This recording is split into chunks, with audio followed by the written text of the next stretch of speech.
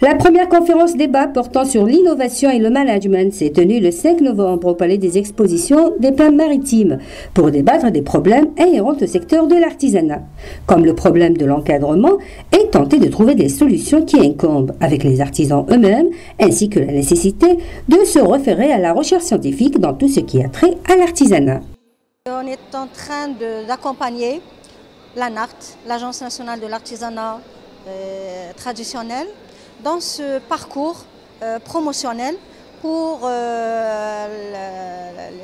les métiers et l'artisanat. Organisé par l'Agence nationale de l'artisanat traditionnel et l'École supérieure des études commerciales, à l'occasion de la tenue du 19e Salon international de l'artisanat, se déroulant du 4 au 12 novembre 2014, cette rencontre a permis de mettre en évidence la nécessité pour les artisans de travailler en équipe, car ils constituent les maillons d'une même chaîne, ayant des intérêts communs et œuvrant pour la même cause. Les pôles d'excellence, c'est une stratégie, comment dirais-je, de croissance, d'accord? Et en même temps, ça va permettre le développement de toute une chaîne de valeur pour notre artisanat en Algérie. Les pôles d'excellence, ça consiste à quoi exactement? Afin donc de mettre en valeur beaucoup plus, globalement, l'artisanat, mais beaucoup plus s'accentuer sur quelques métiers phares. أقطاب يعني phare بامتياز.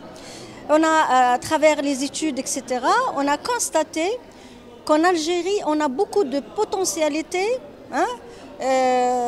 dans les quelques métiers phares, quelques métiers qui ont généré de la valeur, donc qui marquent,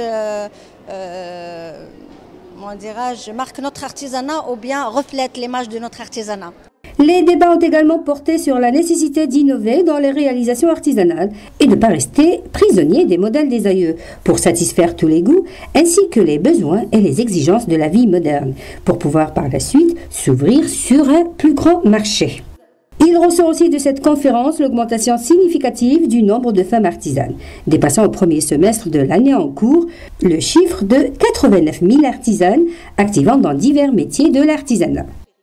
Comme il a été question des 3 pôles d'excellence devant désormais régir le secteur. La rencontre d'aujourd'hui s'insère dans notre cadre réseau université et artisanat. Ça veut dire quoi, réseau, université et artisanat? Ça reste toujours dans le cadre de la promotion de l'artisanat. يعني ترويج الصناعة التقليدية وتنميتها عن طريق بحوث، عن طريق إدماج العائلة، كنقول الفضاء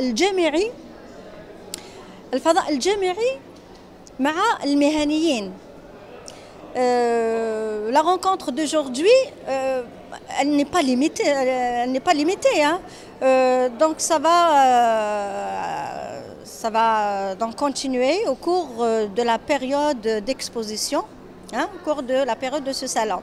On a tout un programme, on a fixé un programme d'accompagnement, des universitaires qui interviennent à travers leurs idées, leurs thématiques, leurs débats, et aussi de se rapprocher beaucoup plus de la réalité des artisans. Dans l'objectif débattre, oui, d'identifier leurs problèmes, d'identifier les sources ou bien les points faibles dans cette chaîne, comme j'ai exposé tout à l'heure, chaîne de valeur de l'artisanat, où se situent les dysfonctionnements.